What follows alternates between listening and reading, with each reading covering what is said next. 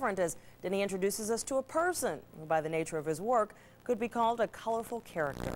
God showed me how to reach the world. He gave me a talent of sacred art. His name is Howard Finster, better known as the preacher turned painter, who for years, as a Baptist minister, felt that the calling wasn't getting out like it should. Art became his missionary work, and now today his paintings go from anywhere from $15 to $20,000. That's here in Somerville.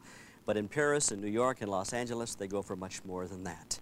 Very well respected in the art community. They call him an outsider, a folk artist with a vision. Since 1976, his religious visions have been transmitted through his art. And he tells us that he discovered what God wanted him to do while painting a bicycle. I dipped in my finger one day and paint started to patch one of the bicycles, and I looked to see if I had too much paint on my finger, just like I would a brush. And when I looked at my finger, there's two eyes and a face on the end of my finger, and that paint is looking right into my face. And it said to me, paint sacred art. This self-taught artist with a 6th grade education has become a celebrity in his own right. Twice selected as Georgia's Artist of the Year. He's appeared on Johnny Carson. Articles about his work have been seen in Life and Rolling Stone magazine and in the Wall Street Journal. He's designed album covers for REM and Talking Heads, and his work is in the Smithsonian Institute. You've been called everything from a genius to a man of God to a lunatic. How do you deal with people that consider you a lunatic? Let's just use that example. Well, on my book, everything is erased but what God gives me. What comes in from this planet ain't worth me putting on record. So I dismiss it from my mind, and with all the other lunatics and insane people, I put them in that class and pray for them and hoping to God they'll see where they're at. I don't have no debates with them.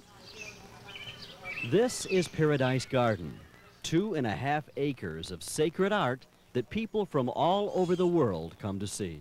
Oh, it's beautiful. I've never seen something like this before, except in German TV, when we saw it last winter in a TV feature. I see Howard as almost a modern-day folk art Picasso, and I think his work eventually will be as valuable as maybe a Picasso. Howard spends 24 hours a day at his work, napping only occasionally when he can find the time. The daylight hours are spent in the garden, and during the night he paints, which we decline to stay and watch.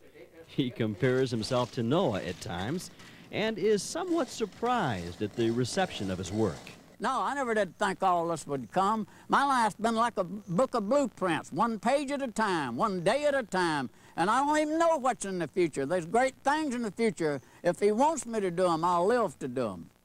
Howard Finster, truly a colorful character in our state of Georgia. Denny Moore, Channel 46, News at 10.